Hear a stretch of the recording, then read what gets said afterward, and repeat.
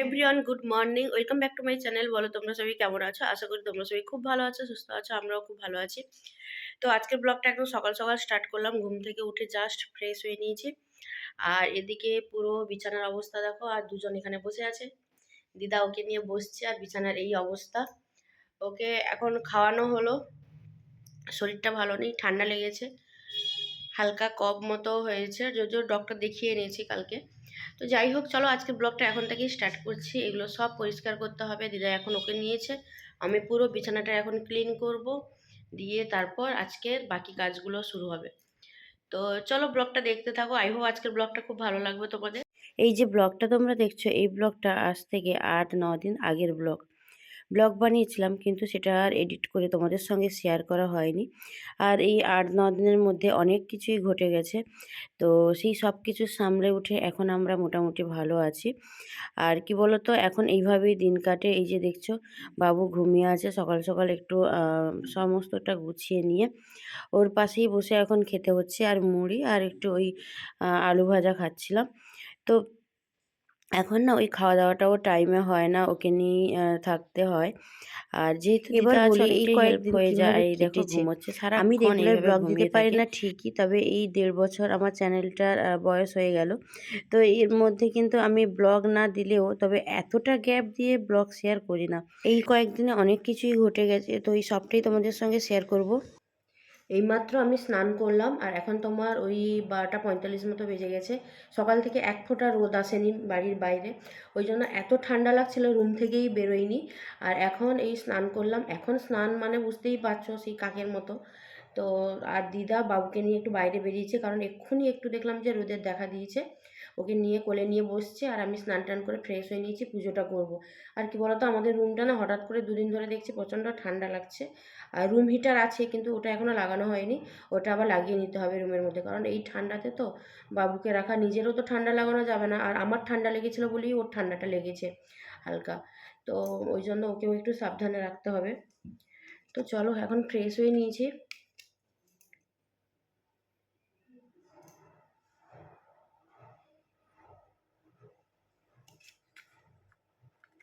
এই ব্লগটা যেদিন আমি শ্যুট করেছিলাম, ওই টাইমটাতে বাবুর কিন্তু ঠান্ডা লেগেছিল, তেমনি আমারও ঠান্ডা লেগেছিল আর ওরও ঠান্ডা লেগেছিল। কিন্তু হঠাৎ করে আমি বুঝতে পারিনি যে ওর আর ব্যাপারটা এতটা বাড়াবাড়ি হয়ে যাবে। ওকে নিয়ে আমি প্রথম থেকেই ভীষণ টেনসড। কারণ কি বলতো, ও অনেকটাই আগে হয়েছে, তোমরা সেটা জানো। তো ওকে নিয়ে আমি বুঝে উঠতে পারি না যে কিভাবে ওকে টেক কেয়ার করব, কিভাবে ওকে রাখবো, কি করলে ওর জন্য বেটার হবে। তো তার উপরে যখন এইটুকু বাচ্চা যখন কফ বসে যায়, আর সেইটাতে এত কষ্ট পেয়েছে 4-5 দিন ধরে, ওকে হসপিটালে দিতে হয়েছিল। তো হসপিটালে 3 দিন থাকা ওকে নিয়ে, আর আমার তো এরকম এক্সপিরিয়েন্স আগে ছিল না। জানো তো, ছোটোবেলা থেকে আমি সেরকমভাবে কোনো দিন অসুস্থ হওয়া বা আমার কোনো জ্বর সর্দি কাশি এগুলো খুবই কম হতো। তো এইরকম হসপিটালে গিয়ে থাকা, এইরকম কোনো দিন কোনো অভিজ্ঞতা ছিল না। কিন্তু একটা ছোট বাচ্চাকে নিয়ে হসপিটালে থাকা, এবার ওর পুরো টেক কেয়ার করা কীভাবে, মানে ওই যে টাইমটা গেছে, ওইটা ওভারকাম করে উঠতে সত্যিই আমার খুব কষ্ট হয়েছে। মানে ওকে নিয়ে যে কিভাবে কেটেছে, সারাক্ষণ ওর দিকে তাকিয়ে থাকতাম, আর ওর কী কষ্ট হচ্ছে না হচ্ছে ওইগুলো ওইগুলো তো আর বোঝা যায় না। মানে ওটা একমাত্র মাকে উপলব্ধি করতে হয় যে কি হচ্ছে না হচ্ছে প্রত্যেকটা মুহূর্তে। তো যাই হোক, এখন ও ভালো আছে, এখন পুরোপুরি সুস্থ। এখন আমি অনেকটা বুঝেও গেছি ওকে কিভাবে রাখতে হবে, ওকে কিভাবে ওর টেক কেয়ার করতে হবে। তো ওইভাবেই আমি ইচ্ছে করে পুরো ব্লগ টাইমটা বানাই, ওকেই তোমাদের দিচ্ছি। সঙ্গে ব্লগ শেয়ার তো ও করি, এখন কিন্তু পুরোপুরি আর হয়ে সুস্থ ওঠে হতে না গো। তারপরে আমি এত তোমাদের সঙ্গে আবার ব্লগ ছোট শেয়ার করতে বেবিকে পারছি। নিয়ে ওকে টেক কেয়ার করা, তারপরে সমস্ত কিছু ওরটা বোঝা, তারপরে আর এনার্জি পাই না। তো একটু বড় হলে তারপরে হয়তো আমি আবার কন্টিনিউ করতে পারবো। আর আমার চ্যানেলটা বেশ গ্রো হচ্ছিল, কিন্তু কি আর করবো, রেগুলার ব্লগ না দিতে পারলে। আমার প্রেগনেন্সি জার্নি, তারপর আমার যে সি সেকশন হয়েছিল ওই এক্সপিরিয়েন্স, এই টাইপের আমি ভিডিও শেয়ার করতে চাইছিলাম। কারণ আমি জানি আমার এই চ্যানেলে কয়েকজন বোন বা দিদি বলো তো আছে, যারা কিন্তু এখন প্রেগনেন্সি জার্নি চলছে ওদের। তো যাই হোক আমার কিন্তু অনেক কিছু শেয়ার করার ছিল কিন্তু একদমই টাইমের অভাবে একদমই করে উঠতে পারছি না। তবে আমি চেষ্টা করব এবার তোমাদের প্রত্যেকটা প্রশ্নর অ্যান্সার দেওয়ার বা তোমরা যদি ওইরকম কোনো ভিডিও দেখতে চাও আমার প্রেগনেন্সি জার্নি পুরো জার্নিটা যাতে তোমাদের সঙ্গে শেয়ার করি বা ধরো আমার যে সেকশন হয়েছে ওটার এক্সপিরিয়েন্স যদি এই টাইপের ভিডিও দেখতে চাও তাহলে কমেন্ট করবে। আমি তোমাদের সঙ্গে শেয়ার করব, রিসেন্ট শেয়ার করব। তো তারপরে দেখো একটা পার্সেল এসেছিলো অ্যামাজন থেকে। অনেকদিন পরে আবার বাড়িতে পার্সেল এলো। এখন আর সেভাবে অনলাইনে অর্ডার করা এখন হয়ে ওঠে না। আর এখন যা কিছু কিনতে হচ্ছে বেবির জন্যই আনতে হচ্ছে আর নিজেদের ওই ব্যাপারগুলো নিয়ে। আর এদিকে দেখো দুজনের কীরকম খুনসুটি চলছিল। ওই চিট নিয়ে তোমার দিদার পায়ে বসিয়ে বলছে হেয়ার রিমুভ করবে। তো যাই হোক আমার এইগুলো নিয়েই মজা হচ্ছিল। আর বাবুকে একটু রোদ ওইখানে লেগেছে। তো ওইজন্য ওকে একটু রোদে শুইয়ে রেখেছি দুপুরবেলাটায়। তো এখন না ওকে ভালো করে তেল মাখিয়ে ওকে মোটামুটি একটু রোদে দেওয়া, তারপর ওকে চান করানো রেগুলার। এই জিনিসগুলো সিস্টেমেটিক করতে হচ্ছে। আর আমি আগে যেহেতু বুঝতে পারতাম না ওকে কীভাবে টেক কেয়ার করব, স্নান করাতাম না জানো? মানে ২-১ দিন ছাড়া, ছাড়া মানে স্নান করাতাম যেখানে, তারপরে মাঝখানে যেই সময় ওর কফ হয় ওই সময় আমি ৫-৬ দিন ওকে স্নান করাইনি। মানে বুঝে উঠতে পারিনি যে ঠান্ডা লেগেছে ওকে কি স্নান করাবো? মানে স্নান করানো হয়নি। তো যাই হোক সেটা কিন্তু এখন বুঝে গেছি ওকে কিভাবে কি রাখতে হবে না রাখতে হবে। মানে যতটা পারা যায় যে একদম যে পুরোপুরি যে সব জেনে গেছি ওইরকম ব্যাপার নয়। তারপর দেখো আমার বাবা-মা এসেছিল সন্ধ্যাবেলা আর অনেকদিন পরে তনুশ্রী এসছে।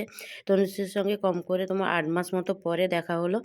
আর ও ফার্স্ট কিন্তু আমার বেবিকে দেখতে এলো এই ফার্স্ট টাইম। তো যাই হোক আর ও তার সঙ্গে কিন্তু বিয়ের নেমন্তন্ন দিতে এসছে। ওর অ্যাকচুয়ালি বোনের বিয়ে সামনে ডিসেম্বরের ১৫ তারিখ। তো বাবুকে রেখে যদি সম্ভব হয় তাহলে তো অবশ্যই যাব। কারণ কি বলো তো তনুশ্রীর সঙ্গে সেই আমার স্কুল লাইফ থেকে ফ্রেন্ড। তনুশ্রীর যে বোন অনুশ্রী তো ও না ও অনেক ছোট ছিল। তখন ওর দিদির সঙ্গে আসতো আমার বাড়িতে। ওর সঙ্গেও খুব ভালো একটা বন্ডিং। তো যাই হোক ওইজন্য চেষ্টা করব যে বিয়েবাড়িতে যদি যেতে পারি তাহলে তো খুবই ভালো হয়। আর তনুশ্রী অ্যাকচুয়ালি কাঁথিতে সবসময় থাকে না। ও কলকাতাতে থাকে। ওর ২ মেয়ে। বড় মেয়েটা ওখানেই পড়াশোনা করে। ওইজন্য ওকে কলকাতাতেই থাকতে হয় সবসময়। আর বাচ্চা একটু বড় হলেই বুঝতে পারছো পড়াশোনার চাপে মায়েদের আর বেরোনো হয় না সেভাবে। মা হওয়ার পরেই বুঝেছি যে মায়েদের কতটা কষ্ট থাকে, কতটা স্যাক্রিফাইস থাকে। এখন ভাবি আমার মাকে আমি আজও কোথাও যেখানকার যাই রাগ থাকুক, যাই থাকুক সেটা পুরো মায়ের উপরেই দেখাই। আর যত আবদার বলো, যত রাগ বলো সবটা মায়ের উপরেই যায়। হচ্ছে সুমিত, সুমিত জানা। এইটা পরে এই ছড়াটা, ছড়াটা বেশ সুন্দর আছে। তো হচ্ছে অগ্রহায়ণ এলো যে সোহাগ নিয়ে, সিংহ বাড়িতে লাগলো বিয়ে, অনুশ্রী সুমিতের শুভ পরিণয়, সবার আশা রইলেম আশায়। হ্যালো, মিলবে দুজনা গোধূলি আলোয়, থাকবে সাক্ষী চন্দ্র তারায়। বাহ। বান্ধবীকে না না খুশি না, আমি একা এসেছি। মোর মোর বাচ্চা হয়েছে। তারপর রাতের ডিনারে একটু চিলি চিকেন আর রুটি বানিয়েছিলাম। তো অনেক দিন পরে মানে কম করে ১ বছর পরে চিলি চিকেন বানাচ্ছি আমি। তো এখন আর এইসব খাবার-দাবার তো খাওয়া হয়ই না। তো টোটালি তেল মশলার খাবার এখন অ্যাভয়েড করি। তবে ভাবলাম যে না বাড়িতে একটু বানিয়ে খেলে কিছু হবে না। তারপরে মাও যেহেতু এসেছিল ভাবলাম একটু বেশি করে বানাই, ভাইয়ের জন্য একটু পাঠাবো। তো তারপরে সমস্তটা ভেজে-টেজে রেডি করছিলাম। একদমই সিম্পলভাবেই বানিয়েছিলাম। আবার রেগুলার তোমাদের সঙ্গে ব্লগ শেয়ার করব। আর সামনে কিন্তু অনেক ভালো, ভালো ব্লগ আসবে। তোমরা দেখতে থাকো। আর হ্যাঁ, আমি না একটা কথা ভাবছিলাম যে আমার চ্যানেলের যে নামটা আছে ওই নামটা চেঞ্জ করে দিব। জানি না এটা করাটা ঠিক হবে কিনা। মনিটাইজেশন অন হয়ে যাওয়ার পরে তারপর তোমার গুগল অ্যাডসেন্স পিন পাওয়ার পরে আমি চ্যানেলের নাম চেঞ্জ করে দিব ভাবছি। তো ওটা করাটা ঠিক হবে কিনা বুঝতেও পারছি না। তোমরা কমেন্ট করে জানিয়ে তো এই নামটা থাকবে নাকি আমি নতুন কোনো একটা নাম দিয়ে দিব এই চ্যানেলটাতে। হ্যাঁ, নাম দিলে কিন্তু তোমাদের একটু অসুবিধে হবে প্রথমে চ্যানেলটাকে আবার খুঁজে পেতে। কিন্তু আবার হয়তো ঠিক হয়েও যেতে পারে। তো ওই জন্যই বলছি তোমরা একটু কমেন্ট করে জানাবে আমি নামটা চেঞ্জ করব নাকি। তো যাই হোক আজকের ব্লগটা এখানেই এন্ড করলাম। ব্লগটা কেমন লাগলো অবশ্যই জানাবে। ব্লগটা যদি ভালো লাগে please do like, comment and subscribe. আর প্লিজ চ্যানেলটাকে সাবস্ক্রাইব করো।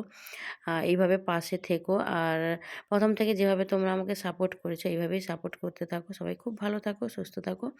নতুন একটা ব্লগের সাথে আবার তোমাদের সঙ্গে দেখা হবে। ততক্ষণের জন্য সবাইকে টাটা।